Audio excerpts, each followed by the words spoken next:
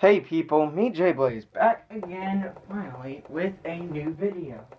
And today I'm gonna be unboxing this. Now what is this, you might be asking? Well, if you are asking that question, then you obviously didn't read the title.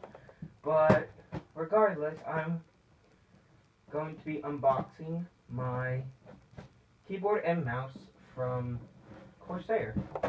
The Strafe and Sabre mouse and keyboard.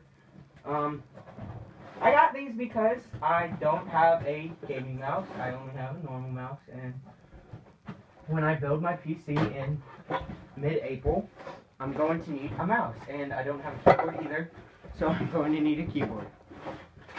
Oh. Here we are. Whew. Let's get that out of the way.